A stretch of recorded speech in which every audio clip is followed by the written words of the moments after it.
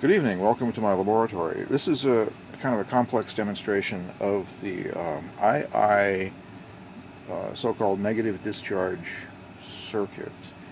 It's an interesting circuit that behaves interestingly, and it gives me an opportunity to demonstrate a few things about the oscilloscope, scoposcopy, and measurement. Okay, so we've got the Tektronix 2213A. This is kind of a budget oscilloscope. You see these on the used market for $100 often. I think I paid $125 Canadian for this one. 2213A. It's a 60 megahertz 2-channel analog scope. Basic features. And it's easy to use and very versatile. And so here we're using it to examine the AyeAye's circuit.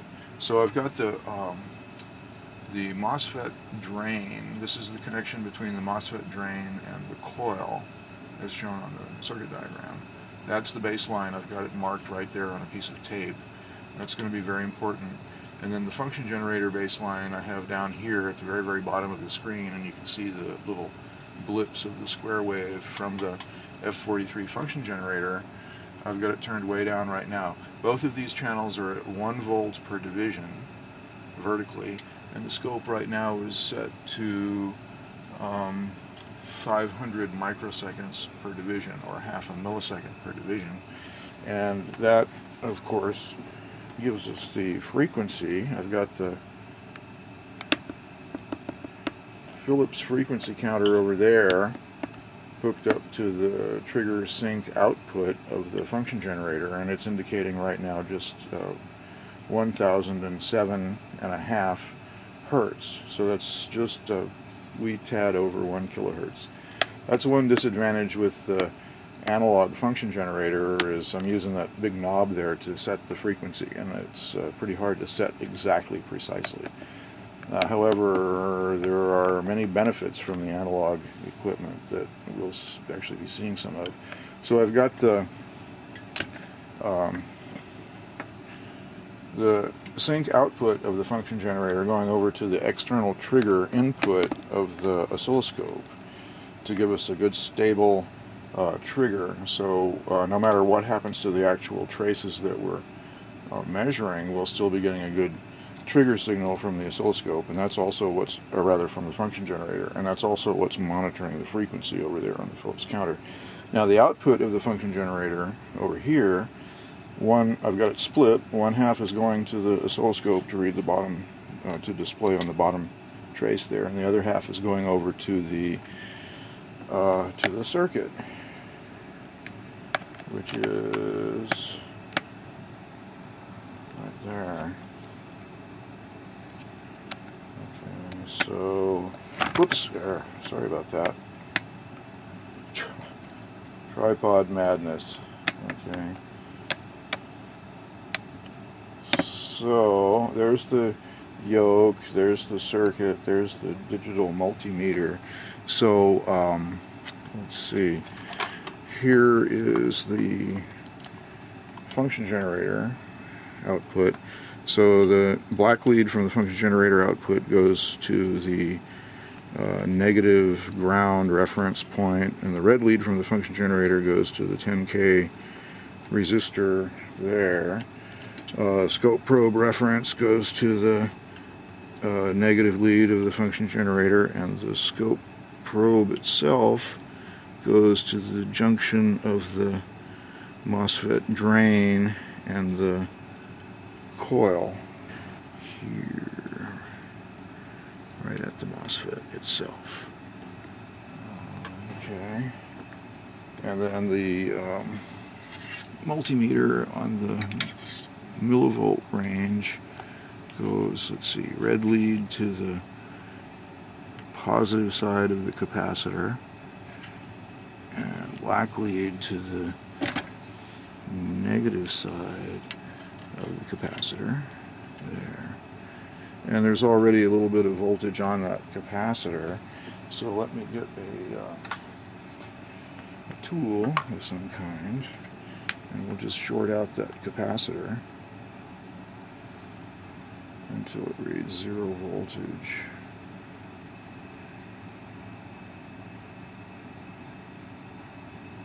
Okay, there's a very, very slight bit of recovery there. Let's go ahead and short it some more.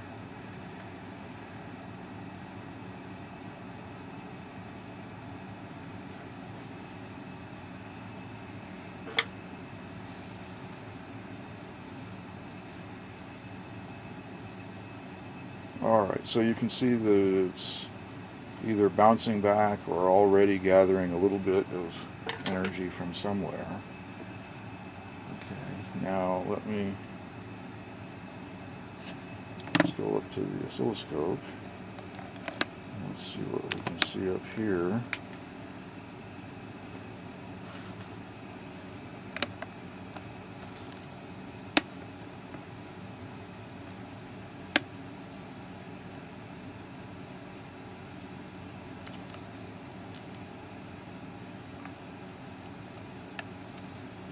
Okay, now you can see a lot of bouncing of the baseline up there, and that's let's just make sure that the baselines are in the right place still.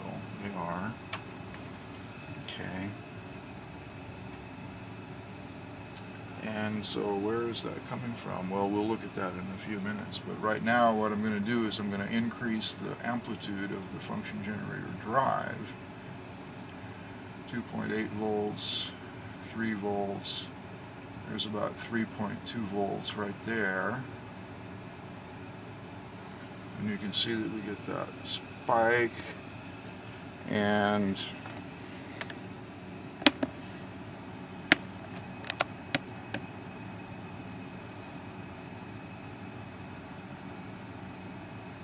we get the voltage rising on the multimeter.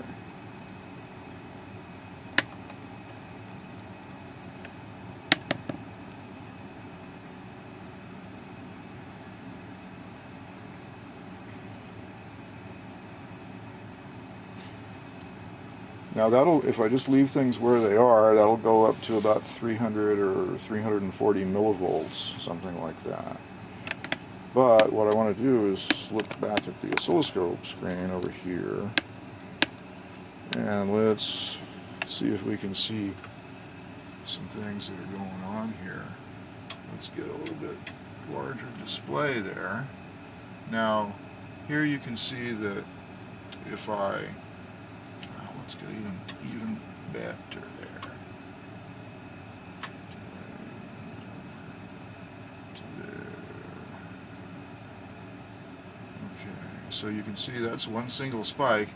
If I lower the voltage of the gate signal, that's about 2 volts on the gate. You can see I have this bouncing up and down here, and then also a little bit of ring. Well, what's that bouncing up and down coming from? Well, that's actually, if I go to a much slower display here, you can see that that's a ripple that's superimposed over the actual spiky signal from the drain. And now if I go over to the scope's trigger setting and I select the line trigger, you can see that that envelope freezes, because that's a 60 hertz, here in the United States, that's a 60 hertz AC signal that's coming from the mains line, and now that I've set the scope to trigger on that, it's displayed stably as a kind of a pseudo sine wave there. And that's, if I bring my hand close to the coil, I can make that amplitude go way up. What I'm doing is just touching the coil or bringing my hand close to it. Okay, so that's pickup from the environment, and you'll notice that the bottom of it is actually below the baseline of that trace. Okay, and so let's go back to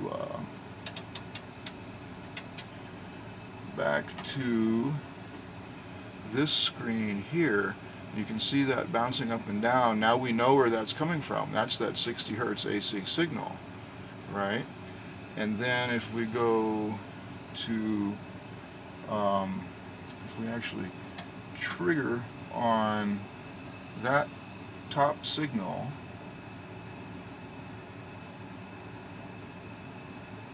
we might think that it's actually below the baseline at some point, and we'll be interpreting that below the baseline as some kind of a negative voltage, but that's not really true, because that's the negative part of that oscillating 60 Hertz signal there, that in other parts looks like it's above the baseline, like that.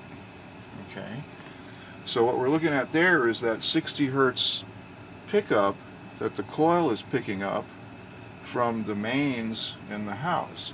Now if I raise the function generator input voltage to the gate, I can get to a point where that pickup essentially goes away. Let me go back to triggering on the function generator itself now. So below the gate threshold, I get a lot of that pickup. Right at the gate threshold, it smooths out, and if I go to above the gate threshold, say to 4 volts, I start getting kind of a spike and then a little bit of ring down from the coil there. Now, for some reason that ringing isn't displaying really well right now, but I've determined that the frequency of the coil's ring down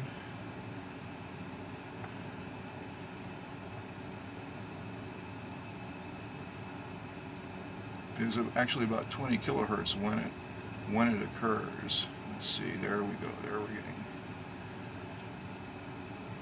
there. If I widen the pulse width a little bit,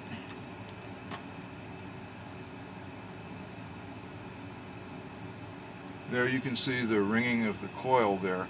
That is about 20 kilohertz, and if you compute the capacitance needed to ring a 600 millihenry coil at 20 kilohertz, it comes out to about 180 to 100 picofarads, something like that. And that's a good match for the inherent capacitances of the MOSFET that we're dealing with here. Okay, so let me go back to a very, very narrow spike of about 4%. 4% is about as narrow as this function generator will allow me to do. And then about 3.2 volts on the amplitude. And then once again we can watch the voltage on that capacitor climb with the system set up with these parameters. Alright, I know this has been kind of long. Thank you for watching.